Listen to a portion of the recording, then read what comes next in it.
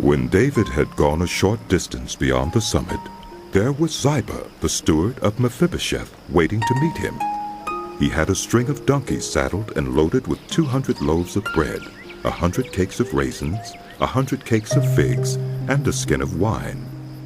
The king asked Ziba, "Why have you brought these?" Ziba answered, "The donkeys are for the king's household to ride on. The bread and fruit are for the men to eat. And the wine is to refresh those who become exhausted in the wilderness." The king then asked, "Where is your master's grandson?" Ziba said to him, "He is staying in Jerusalem because he thinks, 'Today the house of Israel will restore to me my grandfather's kingdom.'" Then the king said to Ziba, "All that belonged to Mephibosheth is now yours." "I humbly bow." Ziba said, "May I find favor in your eyes, my lord the king."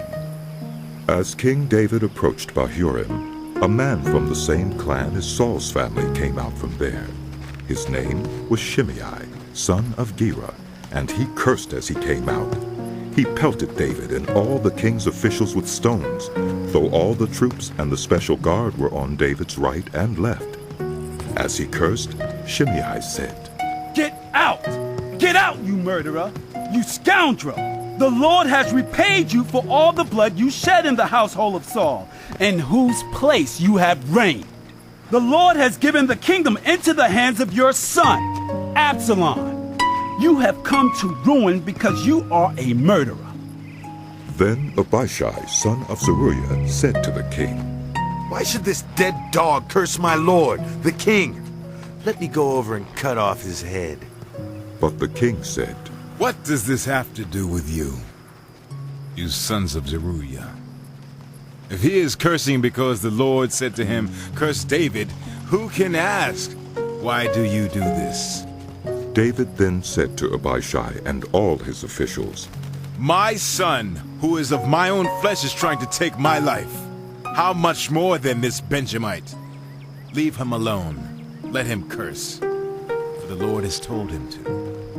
It may be that the Lord will look upon my misery and restore to me his covenant blessing instead of his curse today." So David and his men continued along the road, while Shimei was going along the hillside opposite him, cursing as he went and throwing stones at him and showering him with dirt. The king and all the people with him arrived at their destination exhausted, and there he refreshed himself. Meanwhile, Absalom and all the men of Israel came to Jerusalem, and Ahithophel was with him. Then Hushai the Archite, David's confidant, went to Absalom and said to him, "Long live the king! Long live the king!" Absalom said to Hushai, "So this is the love you show your friend? If he's your friend, why didn't you go with him?" Hushai said to Absalom, No, the one chosen by the Lord, by these people, and by all the men of Israel, his I will be, and I will remain with him. Furthermore, whom should I serve? Should I not serve the Son? Just as I served your father, so I will serve you." Absalom said to Ahithophel, "Give us your advice. What should we do?"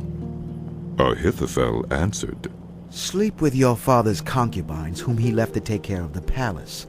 Then all Israel will hear that you have made yourself obnoxious to your father, and the hands of everyone with you will be more resolute." So they pitched a tent for Absalom on the roof, and he slept with his father's concubines in the sight of all Israel. Now in those days, the advice Ahithophel gave was like that of one who inquires of God. That was how both David and Absalom regarded all of Ahithophel's advice.